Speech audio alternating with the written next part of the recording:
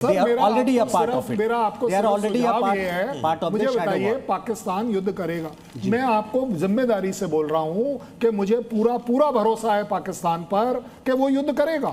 मेरे को भरोसा है उस पर, क्योंकि उसकी फितरत यू गॉट द जोक, लेकिन ज्यादा बड़ी बात मैं जो रिक्वेस्ट कर रहा हूं कि सर, जो ग्रहों की हम बात कर रहे हैं, मेरी आस्था उसमें बढ़वाइए, एक और अपना डिसाइपल मेरे थ्रू ले लीजिए। इन ग्रहों को शिफ्ट करिए पाकिस्तान पर, इन ग्रहों को शिफ्ट करिए इस वॉर से अलग, इन ग्रहों को शिफ्ट करिए उन टेररिज्म के ऊपर, सो दैट वो टेररिज्म खत्म हो।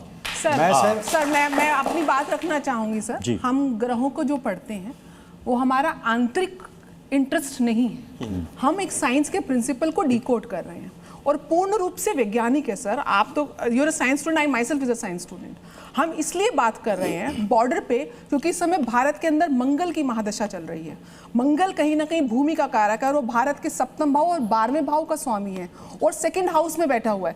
एक खुशखबरी और मैं आपको बता रही हूं कि पाकिस्तान जब एग्रीवेट करेगा, there is a high possibility कि हम जो जम्मू कश्मीर जो ऑक्यूपाइड है, पाकिस्तान ऑक्यूपाइड कश्मीर है, वहां पे बहुत जल्दी 2027 और 28 तक वो भारत के अंदर आएगा। लेकिन पाकिस्तान पैरेलल, पाकिस्तान इस समय as a terrorist nation, as a proxy war, as a proxy war, वो एक टूल तो बना ही हुआ है sir. Fair now, I think हम दो चीजें मिक्स कर रहे हैं इस पूरी डिस्कशन में।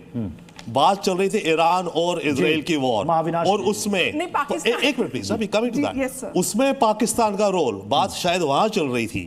हम आ गए अब भारत पाकिस्तान, तो भारत पाकिस्तान को लग रखी है। मैं जो कह रहा हूं, इसमें पाकिस्तान के जो भी कुछ अच्छे चल रहे हैं सितारे, एटलीस्ट इंटरनेशनली क्यों चल रहे हैं, क्योंकि ये जो ईरान वॉर चल रही है, पाकिस्तान में क्यों मीटिंग हो रही है?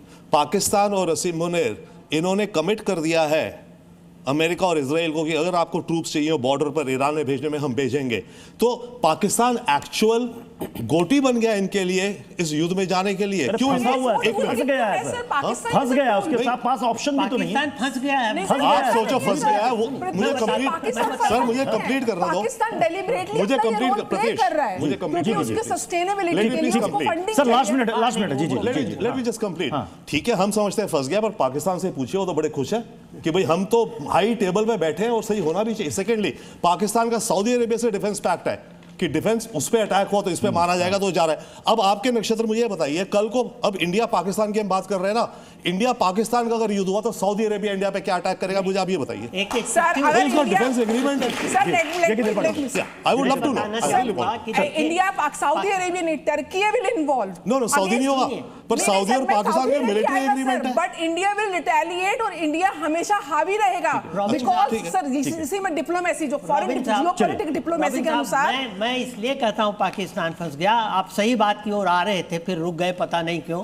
पाकिस्तान और सऊदी अरेबिया के बीच में डिफेंस पैक्ट है कि अगर दोनों में से किसी देश के ऊपर हमला होता है तो दूसरा देश उसकी मदद करेगा।